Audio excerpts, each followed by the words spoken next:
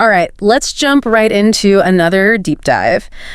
Today, we're going to explore the world of base jumping. Ooh, cool. Through this really fascinating documentary called A Base Jumper's Mind. Okay. It's directed by a guy named David Durstberger, and this thing took him like a decade to make. Wow, a decade? Yeah, just the story behind the film itself is an adventure, and that's before we even get into the incredible jumps and stuff they captured on camera. Yeah, I find it intriguing how this film really tries to get inside the head of a base jumper. You know, Yeah. It's often portrayed as this, adrenaline-fueled activity where these people are just kind of like dicing with death. Right. But this film tries to go beyond that, like surface level understanding and really delve into the psychology, the motivations, even the artistry of this sport. Yeah, for sure.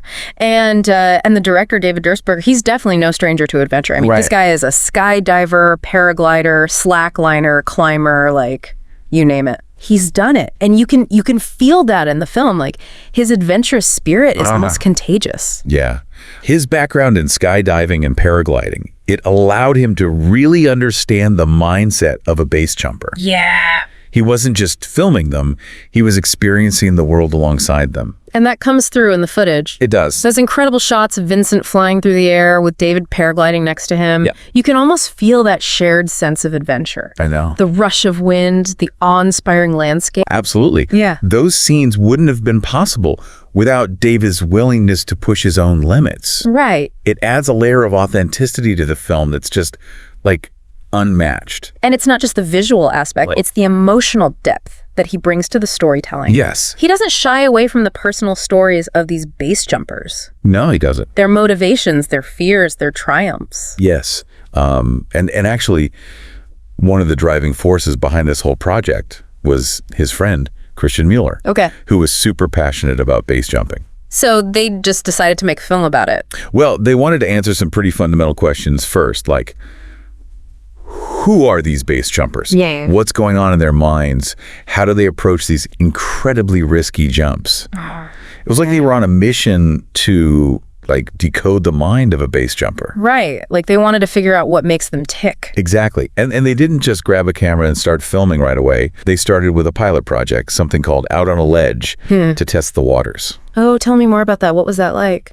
Well, it focused on this Australian base jumper, Cameron Tracy.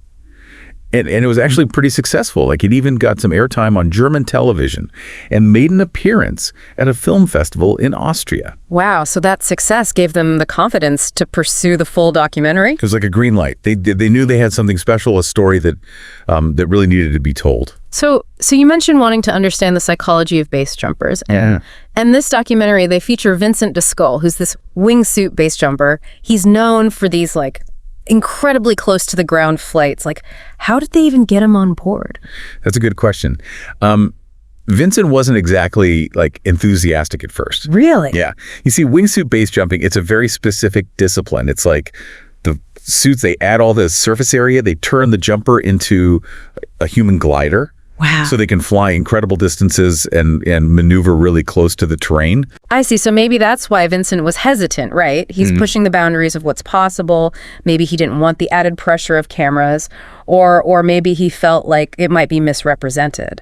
You hit the nail on the head. When David and Christian first met Vincent in the Italian Dolomites, he was really skeptical. Yeah. He was worried about how his sport would be portrayed. Right. Concerned that the film might sensationalize the danger instead of showcasing the skill and the precision involved. I can understand that. It took time to build that trust. So David was persistent, though, and that skepticism turned into, like, a deeper connection. It did.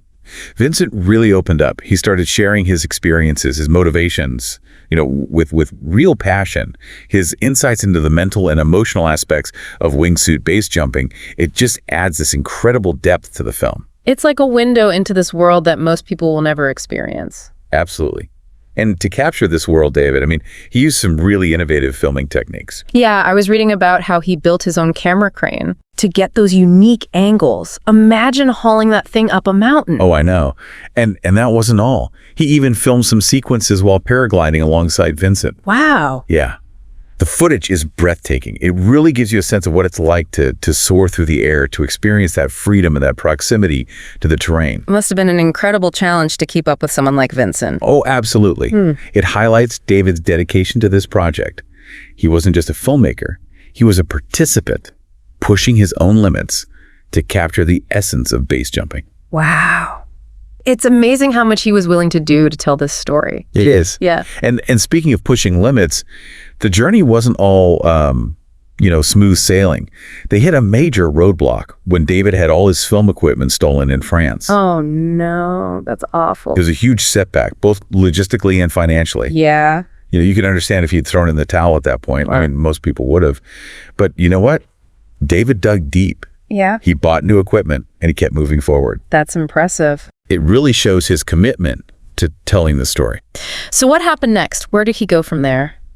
Well, after the setback in France, he traveled to Switzerland. Okay. And really immersed himself in the base jumping community. Okay. He met Matt Gerdes, the author of the great book of Base, in Bex. Okay. And then he headed to Lauterbrunnen, which is, known as like the mecca of base jumping, for even deeper immersion. Wow. So he goes from this major setback to meeting like a legend in the base jumping world. Right. Tell me more about Matt Gerdes. Why was meeting him so important? Well, Matt's book is considered like the Bible for base jumpers. Oh, wow. It's a comprehensive guide, full of essential information, FAQs, even advice for both aspiring and experienced jumpers. I bet. David had poured over that book, so to meet Matt in person, it was a dream come true. It's like getting to meet your favorite author, but in the middle of base jumping paradise. Exactly. It must have been a fascinating conversation. I bet it was. What did they talk about? Well, Matt offered some valuable insights into the history and evolution of base jumping. Okay. The risks, the camaraderie. He provided a lot of context and a deeper understanding of this world that David was trying to capture. They also got Chris McDougall, another big name in base jumping. So they're getting the history, the culture, not just the crazy jumps. Right, exactly. And of course, they spent a lot of time in Lauterbrunnen in Switzerland. Ah, Lauterbrunnen, the base jumping mecca. Lauterbrunnen is like a base jumper's playground, with its towering cliffs and stunning scenery and this incredible community of skilled jumpers. I can imagine. And it's there that he meets Justine Edde, another base jumper, and they actually end up taking a spontaneous trip to Paris together. Wait, they just decided to go to Paris? Yeah, pretty much. And they even filmed an interview in front of the Eiffel Tower. Wow, that's amazing. Can you imagine a more iconic backdrop for a conversation about base jumping? That's wild. It sounds like a whirlwind. It was. Yeah. But unfortunately, the good times didn't last forever. Oh, no. What happened? In the Ogre North one, David experienced another major setback. While he was filming a jump for a British film crew, he lost his last camera. Are you serious?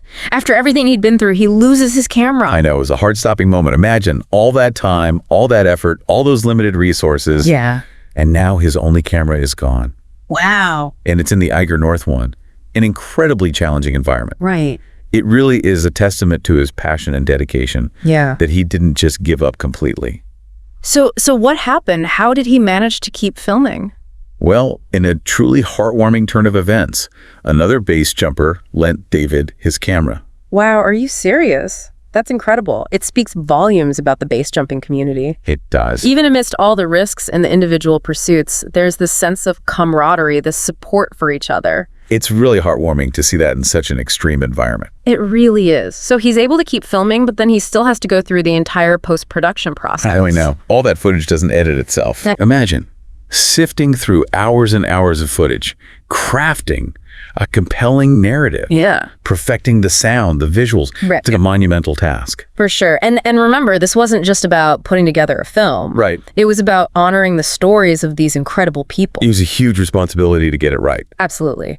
And to make things even more challenging, David was also building his own film production company during this time. Wow. Talk about dedication. I know, right? It took him a decade to complete this film. A decade? Wow. The base jumpers featured in the film were overwhelmingly positive about the way their world was portrayed. That's great to hear. It really is. I'm curious, what was it about the film that resonated so deeply with them? I think it was the authenticity, the respect for their world, Yeah. and the way it captured the emotional depth of their experiences. Makes sense. But there's another element that added to the film's impact, and that's the soundtrack. Oh, yeah, the soundtrack is incredible. It is. David went above and beyond to create this unique and evocative soundscape. He even got his friend Florian Schmidl to record original music for it. He did. And then he incorporated some of his own compositions. Yeah. Plus, there's even a piece by Christian Holzel. Wow. Who happens to be related to the famous Austrian musician Falco.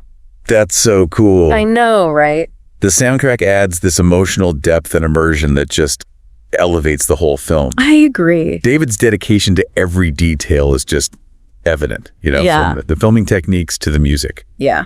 Think about all the setbacks David faced. The stolen equipment, the lost camera, the financial strain of pursuing this project. Right. He could have given up at any point, but he didn't. He didn't. He persevered, driven by his passion to tell this story. It's a reminder that we all have that capacity for resilience within us. Yeah. We might not be base jumpers, but we all face challenges and setbacks in our own lives. Right. It's about finding the strength to overcome those obstacles, to keep pursuing our passions, and to never lose sight of what truly matters. Yeah, absolutely. So as we come to the end of our deep dive into the mind of a base jumper, I'm left feeling this sense of awe and inspiration. Me too. What about you? What final thoughts do you want to leave our listeners with as they process this incredible journey? I would encourage our listeners to consider what this film reveals about our own relationship with risk, with passion, with purpose. Okay. What boundaries are we willing to push in our own lives? What are we deeply passionate about? Yeah. And how can we find that same sense of freedom and connection that these base jumpers experience even in our everyday lives? Yeah. Those are questions worth pondering, I think. Beautifully said. And for anyone who wants to experience this world firsthand, I highly recommend checking out A Base Jumper's Mind. It's a visually stunning and emotionally gripping film that will stay with you long after the credits roll. It's a journey worth taking. It is. Until next time, keep exploring, keep questioning, and keep diving deep.